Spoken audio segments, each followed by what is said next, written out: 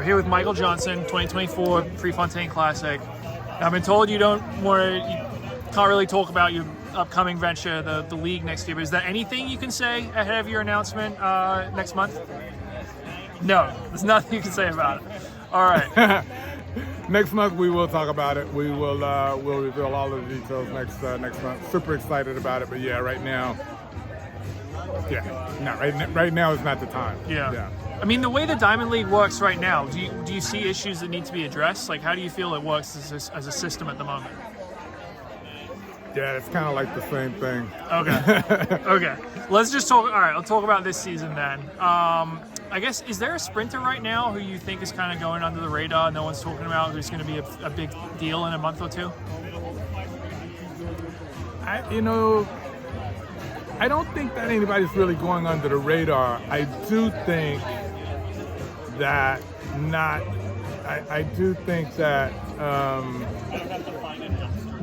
I think that Julian Alfred is a potential big breakout star. I mean, obviously we all know she has talent, but I don't think that people really have her figured into medals. But I think that she could, sort of have the year this year, sort of like Litzel Tobogo had last year, and get into medals in both. She was, she's got that kind of talent, and that first post-collegiate year is always a little bit tough, but I think I think Coach Flo, knows how to transition his athletes, and so she's one that I'd say not necessarily going under the radar because people know she's fast, know she's quick, but that would be the closest I would get to somebody that may be under the radar. Yeah, well, I think that's an interesting event right now, right? Because the big-time Jamaicans haven't really raced that much, and Sha'Carri has run a couple times, but not all that impressive in the two. Like, what'd you make of her two races so far in China? I mean, obviously they weren't great. You would expect more. It'll be interesting to see what she does here in the 100, because that's the event that that we really expect to see a lot from her. But the Jamaicans, they are and always have been, sort of the masters of being ready to go when it's time to go. When there's a lot at stake, they sort of train for the championship. So I would not underestimate the three Jamaicans, Shelly Ann, Elaine, Sharika. I wouldn't underestimate them. It'll be very interesting to see where Elaine is tomorrow. Sharika obviously didn't look great in the 200 last week in Marrakesh, but when it's time to go, I would expect them to be there. And on the men's side, Christian Miller is still, I think he's still the U.S. lead at the high school at the moment. What is the biggest challenge for a high school like that when going into a meet like the Olympic trials? For me, I don't even pay attention to high school athletes. To be honest, that's not even a thing. I think that that's a real issue with our sport, that we, we lump all of track into one thing.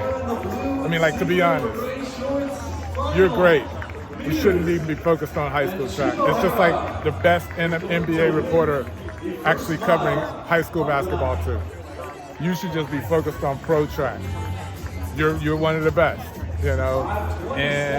but the fact that you have to cover all of track, says a lot about our sport. I don't focus on high school track.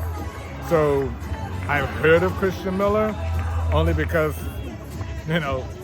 our sport does this thing where it's all about time. That's almost like saying I would say that any given day, you could probably get a high school player that may actually beat an NBA player in a one-on-one. You're not going to sign him to your NBA team. So Christian Miller may have run a fast time in the 100. I mean, hell, if I go out on January 1, I'm the fastest man in the world in 100 meters. Right? But can you actually be a professional in this sport just because you ran a fast time? Being a professional in this sport is a lot more than just going out one day and running a fast time. Yeah. You got to be able to go out. We have to get back to racing. Well, that's one of the things, I know that's a big point you always make, is you like the racing, you like the head-to-head matchups and the results there. That's what is important to you. Is there ever a time to get excited about times? Because that is one thing. Yeah, when they happen. I mean, but what we don't. So there's a difference in being excited about having seen a fast race And there's a difference in that and the whole sport and the anticipation before the race, all about what's the time going to be. That's a different thing. Nobody's saying that fast times aren't important. Nobody's saying, but which side of the times are we on? After they've been run? Yes, let's celebrate that. But that was a fast time. That was a really amazing thing to have witnessed somebody run that fast. But our whole promotion of the races, a lot of times in this sport, is all about if we're going to see one. We are setting ourselves up for failure with that. And it's unbelievable to me that more people don't see that and continue to advocate for this or take this very simplistic view of that, no, the times are important. No one's saying that times aren't important. But if you want to grow a fan base, you're not going to do that by promising people something, the promise that you might see. No business does that. I can assure you of that no business is sustainable by promising people that they might see something. You are literally setting yourself up for failure. Not only that, but then you're ignoring the beauty of the one thing that you do have, and that is people just love to see people race. They love to see races. There's drama in that, and there's a story in that, a beginning, an end, a beginning, a middle, and an end. And the end is always guaranteed that somebody is going to win that race. It's only going to be one person. We saw last weekend one of the big races with head-to-head matchups was Sydney McLaughlin, the Brony, in the women's 200. She got a big win there, got a nice PB. Adam Bolden on the race broadcast, him and Sonia Richards-Ross were getting really excited. They were saying, man, this might say she could break her world record this year. Like, when you see that result, 22.07, what did you make of it? Did you think the same thing, or did you think anything different? I was there. Yeah. I didn't know what she ran. I just knew that she beat some really good people, and that was all I was focused on. I did not care about the time. What that says is that our sport, we've basically created an atmosphere in our sport that it's only for us. It's only for us. We're avid track fans, all of us. Our sport is for us. It's not for anyone else. Because the average person doesn't know what 22.07 means. They don't care. They just know that she's the Olympic champion and world record holder in the 400-meter hurdle.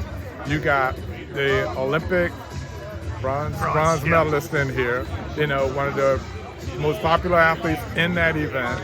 You got some other good athletes in here, we don't know who's going to win this race. I would have told you Gabby Thomas was going to win that race.